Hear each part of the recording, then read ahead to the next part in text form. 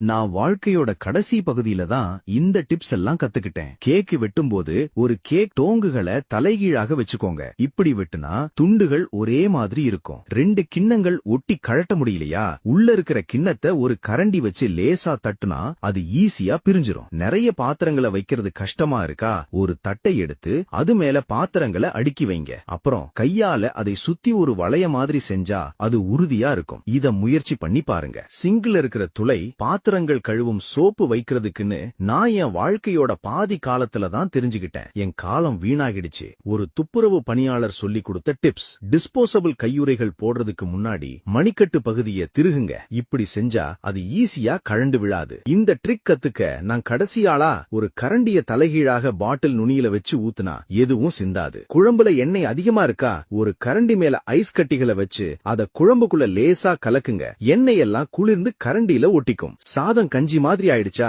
அது மேல ஒரு பிரெட் துண்ட வச்சு 2 நிமிஷம் சூடு பண்ணுங்க. அந்த பிரெட் எக்ஸ்ட்ராலா இருக்கிற தண்ணிய உறிஞ்சிரும். சூப்ல உப்பு அதிகமாயிடுச்சா, தோல் உரிச்ச உருளைக்கிழங்க போட்டு கொஞ்ச நேரம் கொதிக்க விடுங்க. அது அதிகமா இருக்கிற உப்ப உறிஞ்சிரும். முட்டை ஓட துண்டுகளை எடுக்கிறது கஷ்டமா இருக்கா, ஒரு ட்ரிக் இருக்கு. உங்க விரல தண்ணியில நனைச்சு ஓட்ட தொட்டா அது ஈஸியா வெளியில வந்துரும். வேகமா குளிர்ச்சியாக்கும் முறை. ஒரு ட்ரிங்க்ஸ வேகமா குளிர்ச்சியாக்கணுமா, பாட்டிலுக்கு மேல ஒரு ஈரமான பேப்பர் டவலை சுத்தி அத ஃப்ரிட்ஜ்ல வைங்க. இது வெறுமனே வைப்பதை விட சீக்கிரமா குளிர்ந்துரும். கொசுவர்த்தி சுருளை பிரித்தல். கொசுவர்த்தி சுருளை பிரிக்கும் போது ஈஸியா உடைஞ்சிரும். இந்த ட்ரிக்ஸை யூஸ் பண்ணுங்க. 2 பக்கமும் லேசா பிடிச்சு டேபிள் மேல தட்டி அப்புறம் பிரிச்சா அது சரியா பிரியும். நிறைய பேர் சாக்ஸை இழுத்து பிரிப்பாங்க. ஆனா நல்லா பாருங்க, இதுல ஒரு நீளமான நூல் இருக்கும். அத லேசா இழுத்தா அது ஈஸியா பிரியும். பால் பாட்டில மூடிய கீழே வச்சு ஊத்துனா காத்து உள்ள போக கஷ்டமா இருக்கும். அதனாலதான் சிந்துது. பால் பாட்டில திருப்பி மூடிய மேல வச்சு ஊத்துனா அது மென்மையா வரும். உங்க போன் சத்தம் கம்மியா இருக்கா, ஸ்பீக்கர்ல தூசி அடைச்சிருக்கும். மெல்லும் கோந்த அதுல ஊட்டி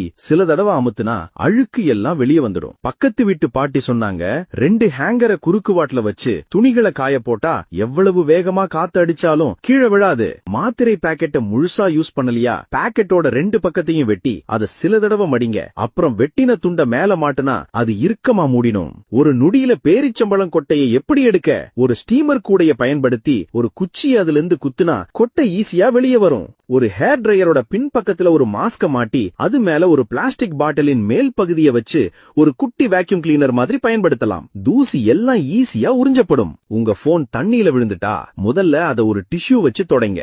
எந்த பட்டனையும் அமுத்தாதீங்க. சார்ஜர் போடாதீங்க. ஹேர் டிரையர் யூஸ் பண்ணாதீங்க. அத ஒரு பாத்திரத்துல அரிசிக்குள்ள வைங்க. அடுத்த நாள் அது வேலை செய்யும். இன்னும் நிறைய பயனுள்ள குறிப்புகளுக்கு என்ன ஃபாலோ